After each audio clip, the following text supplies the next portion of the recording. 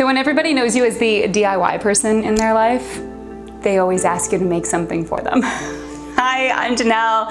This is toDIYfor, and this week's DIY was a request from my mom. How could I say no? It's a pretty simple one. She saw this cool kind of hairpiece that she wanted to be able to throw her hair back, and personally I actually really like it too, so I'm going to be making some for myself, but I thought that I would share this with you. I've done a few different hair pieces in the past. Actually, I think I did it specifically for my mom for my brother's birthday. Wedding. She wanted this like a jeweled piece hair clip. Actually was really cool. I'll leave some of those linked for you down below if you're interested in any other hair piece type items that I've done in the past. But make sure you are subscribed if you're not already to my channel. I do new DIYs every single Wednesday. And don't forget to check me out on Instagram. I am actually doing such a better job of sharing my life on there and regularly posting. I've been doing a lot of camping and hiking this year, so if you want an inside peek into that, you can definitely check me out on Instagram as well at Janelle Steeper. I also do kind of sneak peeks into my DIYs as I'm working on them there. If you have a suggestion on something that you want me to make, like my mom requesting me to make something, just leave it in the comments down below. I love to hear suggestions. You can reach out to me via Instagram at Janelle Steeper, but let's get into this DIY. So first, I actually wanted to show you another accessory that I made out of this thrifted belt. I loved the grommets on it, and I'm gonna make it this really like trendy fall style belt that is gonna look great with a lot of outfits, and it is so in season. So I have that piece of faux kind of suede type fabric that I already had at home, and I cut it nice and thick, because that's the style, and I just made sure that it wrapped almost all the way around my waist because I'm going to be adding these pieces here. I stitched it through, as you can see, a nice really strong hold, and I wanted the grommets to be hidden on one side but to be open on the other side. So then I'm going to use this kind of suede cording that came with that same belt, and then I'm going to stitch this back and forth like a shoelace. You'll see how it goes on. I do have to put it on while I'm wearing it, but I absolutely love how it turned out. Now for the hair tie that my mom wanted me to make her. This piece of fabric here is 15 inches by 9 inches. We are going to fold it in half, and this is a great project for some old scrap material that you might have.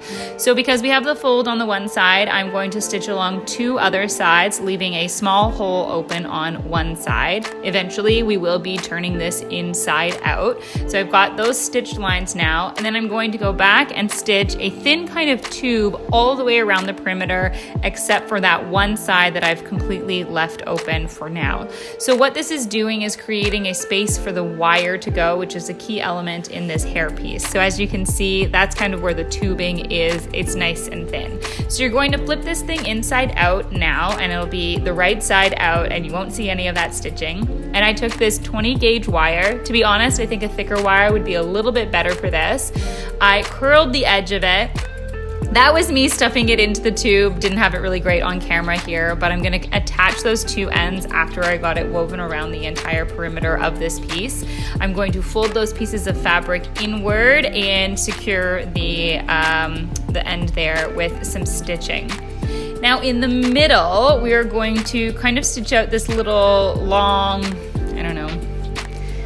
piece here, enough so that you can actually cut through the inside of it. And then I went back and then I zigzag stitched this closed so I don't have any frayed edges. And I know it doesn't look that pretty, but it doesn't really need to, because this is how you wear it.